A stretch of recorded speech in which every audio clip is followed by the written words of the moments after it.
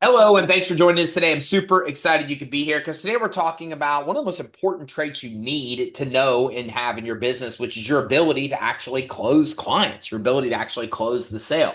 And we have with us today, I would like to say, one of the top experts in the field, but I can only describe him as the UK's absolute most hated sales trainer, self-defined, by the way, not me, Benjamin Dennehy. Now, he is an engaging and entertaining trainer and speaker who blends humor, psychology, and raw insight to challenge everything you think you know about sales. Known as the UK's most hated sales trainer, a title he unapologetically made up for marketing purposes, Benjamin isn't here to coddle, he's here to disrupt. So, with brutal honesty and sharp observation, he holds up a mirror to the sales industry, exposing uncomfortable truths that many recognize and few want to admit. Now, originally called to the bar as a qualified barrister in New Zealand, Benjamin never planned on a career in sales like most people in the profession. Very few of sales as or very few dream of sales as kids, yet somehow find themselves selling by default, not by design. Young, articulate, and presentable, well, that's often it takes to land a sales role, but doing a job you never wanted, well, that's the recipe for mediocrity. And Benjamin is on a mission to change that. So, through his no nonsense, laugh out loud style, he helps sales professionals break out of autopilot and into purpose. He doesn't teach gimmicks, he teaches mindset. Whether speaking from a stage or leading in a training session, he'll leave you thinking, laughing, and maybe just a little bit uncomfortable. And that's exactly the point. Benjamin, what's up, man? Thanks for joining us today. Thanks for joining. Man, that's a long bio entry. I'm gonna have to edit. I had no idea it was I so couldn't cut long. anything out though. It's all so good and so Yeah, true. I no, no. loved every And bit of it.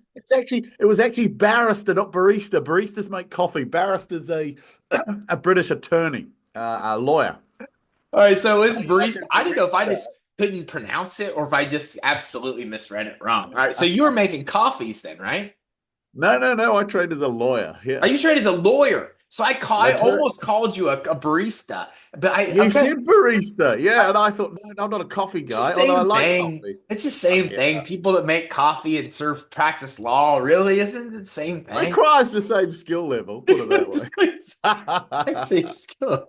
Man, you are, and your bio is 100% spot on. 'Cause I was just laughing. You came in the room, I was laughing. I was like, this is hilarious. Every single thing about you coming in the room and then appearing in the room was made me laugh. Oh, that pleases me. Thank you. What happened here? How did you get in from a non-barista role as an attorney that you were into sales? By the way, you know how Yeah. crazy of a jump that is. Like people in that I think of in attorneys in the States are the most conservative people, factual, like people. Like I couldn't even imagine somebody jumping from that field to sales. Yeah. Well, I'm in sales like 95% of everybody else. I fell into it. I needed a job, right? So what I did was I left my home country of New Zealand after becoming a lawyer, went to do some travel and moved to England. And what do you do if you're educated, you can string a sentence together, you have no skills, and you don't dribble? You're pretty much qualified to be a salesman. And that's pretty much the entry level, right? So I needed a job. This is it. You ask anyone, how'd you get to sales? I kind of fell into it. Yeah, but if this is why I point out why most salespeople are useless at it, because no one really wants to be there. They're just there because they needed a job. You go to university, you study English literature or gender studies, and you come out and no one's going to pay you for that crap, right? So you have to find a way to make some money. And sales will always take on anyone that basically gets through the interview without being in a coma. So once you're in, you're in. Yeah, most salespeople are stuck because let me ask you this, and this is true. This always makes me. Have you ever seen a job advert that says "wanted former salesman"? There No. is no transferable skill set. Because once you're in sales, you're stuck. It becomes a life sentence for most people, and most people are just doing their time, hoping to get through, keep their head down, and die. A few make a good success of it, but they're the few. So I fell into sales like anybody. I needed a job, and here I am, 20 years later, stuck, unable to get out. Well, you've learned a lot along this path, going from Okay. sales to sales trainer, and I have so many sales questions because I don't know if I've ever had a sales expert to your caliber on the show. Okay, so here's the thing that I'm stuck with on sales. I've never been able to get this fixed with our sales team. Okay. How do you get salesmen to understand that a prospect is worth their time? Because it seems like everybody I've ever hired in sales, they just want to sell everybody without doing any kind of qualifications. So what are some of the secrets and keys you've learned for that? Okay. So the number one is most salespeople want to be order takers. That's what most salespeople want. They want people to give them money and then take the credit for someone giving them money. Like I say, anyone can take money from someone. You know, you can rob an old lady, you can mug a tramp, you can do all sorts of things to get money off of people, but selling is an actual skill. So most people don't want to put in the effort to learn how to sell, they just want to do their job.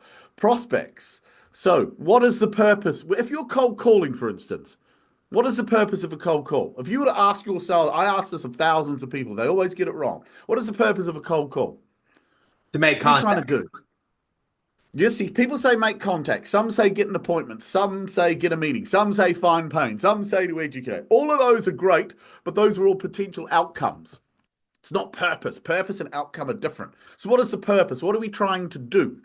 It's simple. It goes back to an earlier question which I haven't asked. How does a human being buy anything? Do you know? What's a process that a human being would go through to make a decision on whether or not they buy something? Most people get the first bit. So that I'm not really sure of. I can just tell you that most people, I think they acting logically, but they basically are acting emotionally and justifying logically. That's Well, the that's that's the close. only answer I have.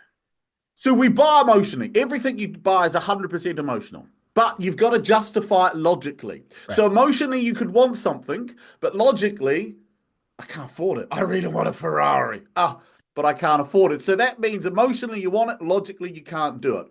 So what happens with most salespeople is when they pick up the phone, they think their job is to try and logically convince somebody of why they should do something or why they should meet with them. But that's wrong because if we buy emotion, we've got to start with emotion. So the purpose of a prospecting call is to get someone to feel emotional about whatever it is that you fix. Most people don't know that. So they don't structure their call to design it to achieve that outcome. Their outcome is get a meeting, get an appointment. So they're so focused on the end goal, they're not looking at what they're doing to get to where they need to be. And so they have this belief that every human they talk to should have to or want to or should meet with them. That's not true. There's only so many people out there that I can get to emotionally connect to what I fix.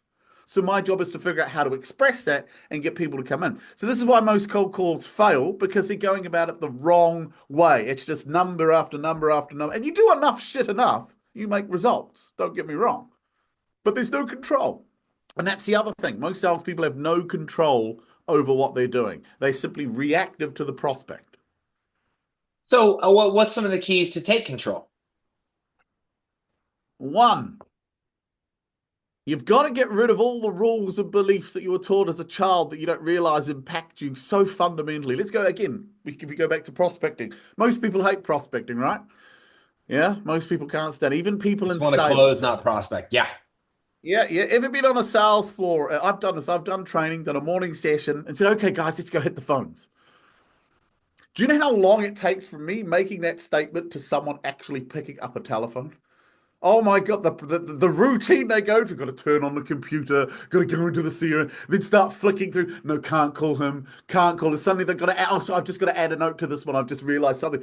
It's like, for God's sake, pick up. Why are you prevaricating, procrastinating? It's because we were taught things. We were always taught never talk to strangers. No one ever told us that rule doesn't apply as a grown up. So it's there. We were always taught it's rude to interrupt. No one ever told you that that doesn't apply as a grown up. So here you are, a grown up adult told pick up the phone, and for some reason you're finding ways to avoid it because deep down you're about to do something your mother's screaming in your ear. Don't do! You're going to interrupt a stranger. What are you going to say to him when you get through? And the other thing is you've been programmed to answer every question that's been thrown at you. So your fear is, but what if they ask me a question I don't know the answer to? Then you freeze. So you listen and you watch salespeople. And it's like watching a room full of 10-year-old children try to impress a stranger. It's pathetic, right? So the way we take control is by taking control of ourselves. First things first is I can interrupt anyone I want. No one can stop me. I'm allowed to talk to any stranger that I want. I believe that if my product does what I say it does, I believe when I'm picking up, do you know what's going through the head of the average salesperson when they are prospecting, particularly at senior director level? Normally it's, please don't answer, please don't answer, please don't answer. Yeah. And then when they do answer, they're like a deer in headlights. Yes, hi, my name's Ben. And then they start to vomit on them about who they are and what they do. What you've got to do is take it back. When I'm dialing the phone, I'm thinking this prick had better answer. Because if he don't answer, he's wasting my time, because this could be the best call this guy takes all day. Because if he has the problems I fix and I can get him to recognize it, he should be grateful that I've given up my time to call him. So it is a clear mindset shift. You have to change how you view yourself as a salesperson. Most people see salespeople as, well, let me ask you a question. If you were to ask the average salesperson, what's the first word that comes into your head when you think salesman? You normally get something like sleazy. Like That's even from sales. sleazy, pushy. Yeah. That's it, yeah. And you're in sales. So salespeople deep down subconsciously think they're sleazy scumbags. No wonder so many of them struggle to take control. They hate who they are at a fundamental level, right? So you got to switch that. Selling is a noble profession. The only problem with it is it's not a profession. It's full of carpetbaggers. Go to a party, meet a doctor, meet a surgeon, meet a lawyer. How'd you become a doctor? Oh, I've always wanted to be it. Always wanted to be it. How'd you become oh yeah, I've always had this commitment to justice. Ask a salesman. Oh, I needed a job. You know, and yet it's still called a profession. How many years have you spent studying? Well, we had 3 days product knowledge. I got a new suit, a CRM system, and a car. You are one. Yeah? No, 7 years at medical school, 4 years at law school, years of being junior in your profession, studying, learning. Salesman, that's it. You're automatically won the moment you pass the interview. So this is why they have no control. They've never been taught how to sell. They've never studied selling. They're just told you're a sales professional. It's pathetic. So what do we do to change mindset? Because that's a huge hurdle to overcome, especially since we're talking about stuff that has been ingrained from childhood forward. So mindset follows behavior. So you have to change your behavior. It's like going to the gym. You want to lose weight, but you hate going to the gym, but you force yourself to go.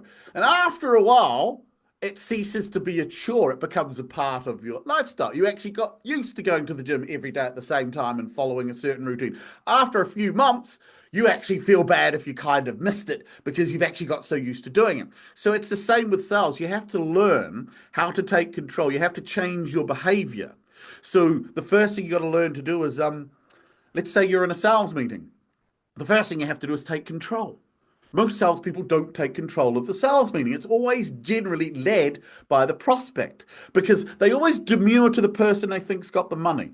Well, the man with the gold makes the rules, remember? That's a rule we were taught as kids. The man with the gold makes the rules. He's got the money. You want the money. Yeah? So they also, this is one thing I know. Salespeople are addicted to something I call the most powerful drug in the world. It's called hopium. Yeah? Hopium. Every sales meeting starts off with, I hope this goes in the right way. I hope we get the outcome that it's always hope driven. It's never fact driven. It's never skill driven. It's I hope. Let's go in, vomit all over them, hoping that we're in some sort of German nightclub and we find someone that loves being vomited on. And at the end of that, they're hopefully going to give us some money. So taking control is controlling the meeting from the outset, making it clear what's going to happen at the end. This is your meeting, not the prospects. You're here to figure out if they should be your customer. I'm not here to convince you to buy from me. That's a huge shift in behavior. I'm here for you to figure out if I should sell to you. Because I have the solution, you have the problem. You don't have the control. The only thing you have is money. Bad luck for you. I don't need your money. I do quite well out of this. So convince me, why should you be our customer? That fundamentally changes the entire meeting structure. You're in control. There's loads behind that, but that's the fundamentals. I'm not there to convince anyone to buy from me because I can't convince anyone to buy from me. I'm there for you to convince me why I should help you. If you can't convince me you want help, if you can't convince me your problem is big enough to spend money and time on, why would you buy anything anyway?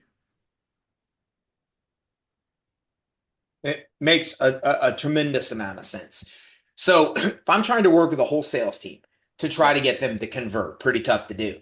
yeah. Do you like sales scripts? Do you like a sales process to follow? Or What can you do as a leader to get your team to follow all of them to follow where you're trying to get them to go? Right. So you need a structure to selling, like anything. You need a structure.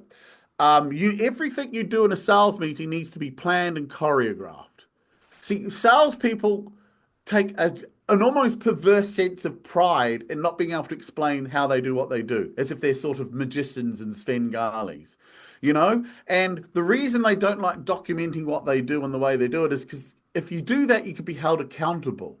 You see, if you don't lose a sale, there are so many excuses you can make. It was wrong time. They didn't have the budget. We weren't quite right. Competitor beat us up on price. There's always excuses for why they didn't get the deal, right? But if you have a process that you have to follow, you're able to specifically identify where you probably went wrong. The challenge you have is salespeople don't like accountability. Yeah, they like the mystique of why'd you win? Well, it's a great product and I have a winning personality. No, seriously, why'd they buy? Like I said, we have a great product and I've been doing this for years and they like, well, yeah. That's never the reason. I've never met anyone. If you ask any prospect, why did you buy from them? Um, I just really like the guy. Doesn't often happen, especially when you're selling high ticket items. There's a reason. So you need a structure. I don't use scripts. I've had almost like American football. I have set piece moves. I know when I'm going to do a particular move because a prospect's going to say a particular thing and I'm ready for it. This is the thing about selling, and a lot of salespeople don't get this, is selling is a finite universe. There's only so much your prospect can ever say to you. And within 6 months, you should have heard it all, which means there is nothing that should ever come out of a prospect's mouth that you're not prepared for or have heard before. And this is a problem. Salespeople are constantly caught off guard by things they've heard so many times before. So why? Because hope is that it won't be that way this time. So they never really learn. They just keep doing the same thing over and over again. They don't want control because control means accountability. And accountability means it's my fault we lost the deal. It had nothing to do with the competitor. No, it was your fault. How did you not know that they were talking to the competitor? I didn't ask. Why didn't you ask? I forgot. Well, how the fuck can you forget? It's your job. Yeah? So I'm very tough on salespeople. If they come back from a sales meeting and you ask them a series of questions and they go, well, I don't know. Well, I didn't ask that. I think he said, so what were you doing for the last hour? Oh, I was vomiting on them about how great we are. Yeah? That makes a lot of sense. And I think those are all problems that we deal with all the time. So then you need to have some kind of sales structure and you need to have basically a weapon to address the things that they're saying. So how do you do that? Do you develop a sales process to say, hey, if they say this, then you respond this way? Or how do you kind of give them that structure that they need to succeed? Right, of course. So a structure, I have a clearly defined structure I work to. Actually the prospect has a structure that they work to. I call it the sales matrix. Most people don't know they're trapped in it until they see it. But this is how a typical salesman life works. They contact a prospect over the phone. The prospect says, yes, I'm interested in what you have. Why don't you come and see me? The salesman goes in. Then the prospect lies. They don't tell you the full truth. Prospects always tell you half truths. They're economical with the truth. Think about it. Do you lie to salespeople, Ty? When you're out, do you Yeah, lie to salespeople? buyers are liars. Yeah. Buyers are like, so we all lie. I lie strong, I say deceive, because sometimes they don't even know you're deceiving. It's like a patient and a doctor. They don't know what they should tell you, so they leave out things they don't think are important. So what they do is they don't tell you the truth. So you go in, you meet with this prospect, there's a little bit of an exchange at the beginning, and then you do your thing. So they'll lie to you. You then, as a salesperson, really, because you want to present what you do, you've always been present your solution. Answer their questions and present your solution. So you get in, you answer your question, present your solution. As you're presenting your solution, the prospect's asking you questions. The reason they're asking you questions is because I lied to you as to why you're here. I don't really want to buy your stuff. We've already met with somebody else who does what you do, and we're just interested to see if you're going to do what they say because we want to go with them. Or we're actually we're trying to figure out how to do this internally. There are multiple reasons why someone can invite you in, and there are more reasons for not buying than there are for buying. Yeah. So you're in there. They ask you questions. And actually, this is funny. You know, a meeting's gone badly when a salesman comes back and you go, how was the meeting? It was good. They asked really good questions. I'm always very suspicious of prospects that ask very good questions because if they're able to ask really good questions about what we do, this tends to be they're actually only using me. They're using me because they know a lot about the why are they asking me so many good questions? Because they're already in a process and I'm probably not part of it. So once you finish this question and answer session, what does every prospect try? Not every. What does every salesman try and do at this point of the meeting? The meeting comes to that natural crescendo. You've had your introductions. You've vomited on them. They've asked you questions. What does a salesman try and do at this point? Ask for the money. Tries to close. Exactly. But I know that as the prospect because this is my system. I know that after we've done this, you're going to try and close me. So before you've even come in, I've already planned how I'm going to get out of this. And there are three ways I do it. I call it the mislead step. There are three ways I mislead you: stalls, objections, and higher authority. You suddenly go, so Mr. Prospect, what do you think? How do you want to move this forward? Look, guys, look, I really like this. But we met with ABC company and they do it cheaper, faster, and better. Why can't you do this? Or why can't you do that? Or they do stalls. Look, guys, it's great. I love it. Look, budgets won't be set probably till next quarter. This is definitely something we're interested, though. Yeah. Or higher authority. Hey, guys, look, if it were up to me, I'd start today. Unfortunately, I got to run this by my chiropodist, psychiatrist, CEO, whoever it is. And then you think, hold up, when we spoke on the phone, you said you were the decision maker. Yeah, ultimately I sign it off, but I don't make this decision on my own.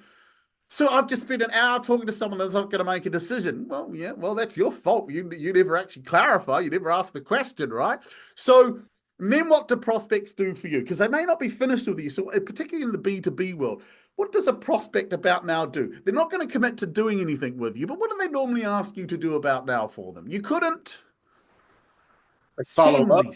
Go back to him. Yeah, you couldn't send me something, could you? Send me So something. Yeah. most Yeah, you couldn't send me something. So this is the quote or proposal phase or whatever it is that you call it in your world. I call it document your stupidity. That's what it is. Document your stupidity. So I've just spent an hour with this guy who's not committed to anything. Now he wants me to go away and put on paper everything I've just spent an hour telling him. And then I send it over. And what do you do as a salesman? You chase. And guess what happens to your prospect? They magically disappear.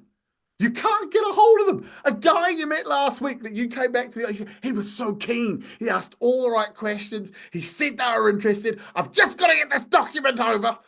And you fire it off. And what happens to the prospect? Gone. You get unlimited access to voicemail. And then this is the worst bit of the process. It's what I call verminization. And I do this. I ask I ask salespeople, I said, how many of you, when you're trying to get back in touch with this really keen prospect that you met, how many of you had tried phoning from a different number so they don't know it's you calling? And I go, yes. How many of you tried phoning at odd hours to catch them off guard? Yes. So you're now reduced to vermin scurrying through the gutters of the sales world, trying to get back in front of somebody. No, it's over. They used you. They got you in, they pumped you for information, you willingly answered their questions, you then documented it, and then they pissed off. That is the prospect system. And people follow it. They don't even know they're doing it until you point it out to them. People listening to this right now will go, oh my God, I just did that yesterday. Yeah, and you're going to do it again tomorrow because do you know why you do it? Because that's how we were all taught to buy. When you were growing up, your mum and dad did exactly that. And it was programmed into you. You can lie to salespeople. You can deceive salespeople. You can use salespeople. Always get 3 quotes. Yeah? So that is the problem they have. And that changing that is really hard. Getting out of that way of doing it is hard because, and this is really important, this hat is an allegory. If I take this off, there is now a buyer. I spend most of my life buying stuff. That's what I do. I don't sell that much. I'm a buyer. So the average salesperson is a buyer. So in reality, you don't have a sales meeting. You have 2 buyers talking to each other. So when a prospect says to you, it's really nice, guys. Look, can you send me some? I just need to think this over. What do most people say when they hear someone say I need to think it? Oh yeah, that's okay. No, that's fine. I understand that. Why do they do that?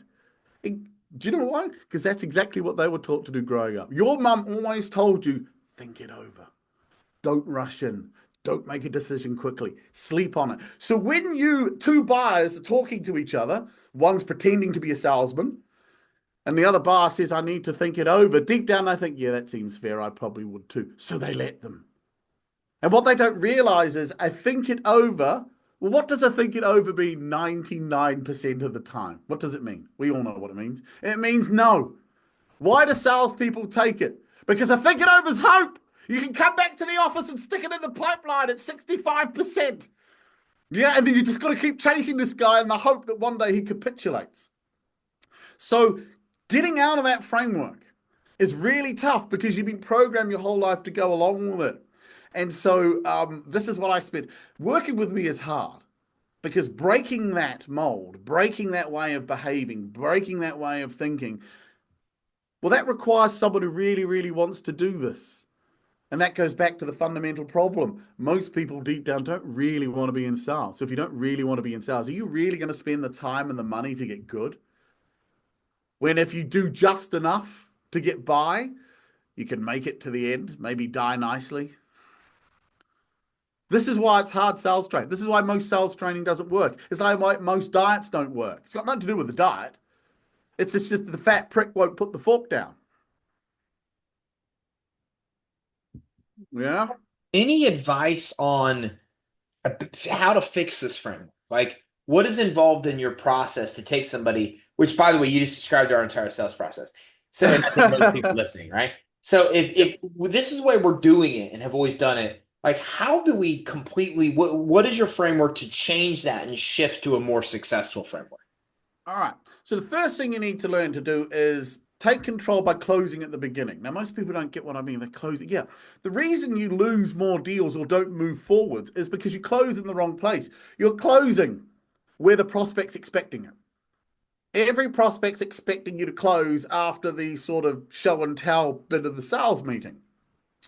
So you have to change how you do that.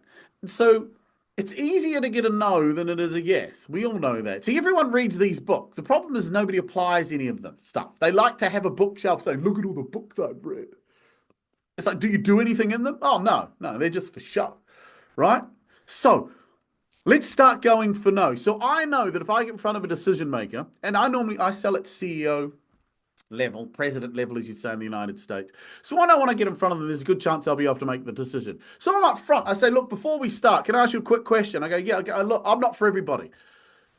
You may not like my style. You may not like my approach. You may even feel I'm uncomfortable putting me in front of your sales team. So can I ask you a really direct question? Can you give me a no today if you don't think we can move forwards?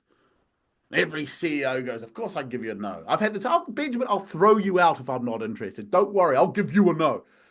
I go, great. I go, now look, I'm going to ask a lot of questions. They're going to be tough, they're going to be challenging, and they're going to be uncomfortable. Can I do that? Now, I do that because most salespeople are scared to ask questions. They ask nice, simple, fact-finding questions. No. I'm going to go in and I'm going to sucker punch this guy in the gut, but I need his permission to do that. Because if I want this guy to feel something, I have to ask tough, challenging, and uncomfortable questions. And I also make it clear that I'm going to ask a lot of them. Salespeople water this down because they're wimps. They go, can I ask a few questions? I have some questions. I have a handful of questions. No, I have a lot. I'm making it clear that this is my meeting. So once I've done it, I said, now look, based on your answers, if I don't believe that I can help you, that you're going to return on the investment, or I'm going to match your expectations, will you be upset if I tell you no, we can't move forwards? And they always go, no, I'd rather know now. I go, great. Last thing then, if I don't say no and you don't say no, what we'll do is we'll set aside a few minutes and agree how we move forward. Does that sound fair? And Rich Lever goes, yeah, that sounds fair. I go, fine. See, now what I've done is there's another bit after. Now I've closed them. I'm leaving this meeting with a no or a next step. That's it. That's it. This is like being a soldier going out to no man's land. You either move forwards or you die. There's no going back. There's no other way out of this. This is uncomfortable to do. It sounds easy, sounds straightforward, but you're sitting in somebody's boardroom in their offices, eating their biscuits, drinking their coffee, and then you're telling them this is how it's going to be. Very hard to do. Most salespeople are scared. But what if they say no? What if they say no early? Salespeople hate no. I love no because no's getting closer to the yes. And then once I've done that, I go, oh, actually, before we start, shall I tell you what the next step is? Because I've only got one. Most people leave all of this stuff to the end of the meeting. And when you leave the tough stuff to the end of the meeting, guess what prospects do? They find a way to get out of it. They go, well, look, maybe guys, I don't know if I can move forward. Why don't you send me something? Look, I've really got to go. I'm doing it at the beginning of the meeting where there's nowhere to go. I'm getting them to make a decision. You have to make a decision at the end of this meeting. We either move forwards or we end it. Now, the next step may not be buy. It all depends on your sales cycle. For me, it is. I've only got one step in my world. At the end of this meeting, you either sign up or you don't, right? So I point out what the next step is. I go, so knowing that that could be the next step, do you still want to do this meeting? Now, if they say, this is, again, scares the hell out of sales. Well, what if they say no? What if they say, I don't like the next step? Okay. So ask yourself a logical question. The prospect has just said they don't want to do your next step, even if they don't say no to you. So why are you there? And then this, maybe. You see the conflict they have. It's hard. The reality is, no one ever says leave. No, I very rarely met anyone that says I won't do the next step, because you define the next step in a way that's palatable for them to want to do. Again, you've got to figure that out. That's taking control. And then I spend the next 40 minutes trying to convince them they don't need me. And that's the other thing. Your job isn't to convince someone of why they should use you. It's to try and convince them they don't need to do anything different. Because if they can't argue against their status quo, why would they spend a lot of time and money fixing it? Salespeople miss that. I'm not here to convince you. You need to convince me you're going to change. Because if you're going to give me a lot of money, you're going to have to do a lot of change, a lot of upheaval, whatever it is. Depends on what you sell. So the whole structure is close at the beginning, spend the next 40 minutes trying to convince them they don't need me. By the end of it, people just tend to want to move forwards if you've done your job or disqualified them out. And if you get all the way to the end, I get to the end and people look at me and they go, so Benjamin, is it a no from you? I love it. The prospect's eating out of my, is it a no from you? I always say, I don't know yet. Even if it's definitely a yes, it's always, I don't know.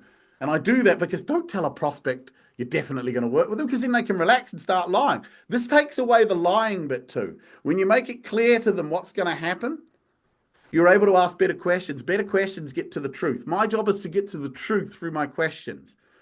And that whole body of the meeting is about that. This is incredibly uncomfortable to do because it's you acting very differently. Rather than being the, please, sir, may we have some of your money with your bowl out like Oliver Twist. You're going in there with equal parity, with equal status. Look, Mr. CEO, I know you're rich, I know you're powerful, but there's one thing I know about the two of us. I know more about this one topic than you. And for the purpose of the next hour, I am going to be the expert. And I'm going to ask you questions and you're going to convince me why I should help you. Very hard to do because it takes a huge change in belief as to who you are, what you are, and why you're there. I think I spoke too long then, but No, you've done a phenomenal job. As a matter of fact, I wish we had more time because I have so many more questions I'd love to ask. But for people watching this, where can they go to learn more from you and hire you as a sales trainer? right. So I got a deal for your listeners. I've been doing this on podcasts. If they DM me a message on Instagram, which is just my name, Benjamin Dennehy. If you send me a message and quote the word tie, I'm going to give free access to your listeners. I don't do this often, but I've got 2 courses, 10 reasons why your prospecting fails and how to bulldoze your way through objections. They're introductory courses. I normally charge $197 for them. But your listener, because it's for your listener, if they're listening to this and get this far, they can get it for free. You'll be sent a link on how to do that. And I run a sales matrix courses. It's my website, salesmatrixcourses.com. I have regular live one-to-one live Q&A sessions. Also, your reader, they'll have a chance to sign up to come in and sit on one of those. It's exclusive for members, but if they want to come try the course, come and spend some time talking to me live like this, and then after that, they can do what they want. I don't care. I don't need their money. I do very well out of this. But I'd like it if they want to give me more, obviously. So that's it. But you can, or Google UK's most hated sales trainer. It's really not hard to find me. You did phenomenal. I'm glad that you joined us. Benjamin, thanks for coming on with us today. Oh, no, Ty. The pleasure's been all mine. Thank you so much. I appreciate it. All right, so listen, if you're watching this, there's 2 things you should do right now. First of all, go find Benjamin on Instagram, okay? So that is going to be Benjamin, and his last name is spelled Dennehy. That's Dennehy. You can find him on Instagram. It's easy to find him. Make sure you DM him that you heard from Ty on the podcast, and he's going to send you back what you need to access those two different courses. $197 value for I think one of those courses. For two of them, yeah, normally 100, but they get it for free. Yeah, Yeah. so $197 for the courses, and you're getting them for free. So all you have to do is go find him on Instagram. The second thing you want to do is you want to go to salesmatrixcourses.com, salesmatrixcourses.com. And from there, there's like a lot of cool things that you're able to do. You're able to see right away what is actually inside. It's the very first thing that you actually find on the page. So make sure you take those two steps right now. Go to salesmatrixcourses.com and find Benjamin on Instagram and DM him that you heard from the show to get the $197 worth of free courses. And again, his last name is Dennehy, so he's easy to find on Instagram. And like he said, even if you can't find him under his name, then you can easily go into UK's most hated sales trainer and you're able to find his Instagram that way as well. So make sure you reach out to him to be able to get a layer free access to training, to be able to get your matrix fixed and be able to improve what you're doing, to be able to have a lot more success on the sales side for you and your team. Thanks for tuning in. Take care. Have a great day.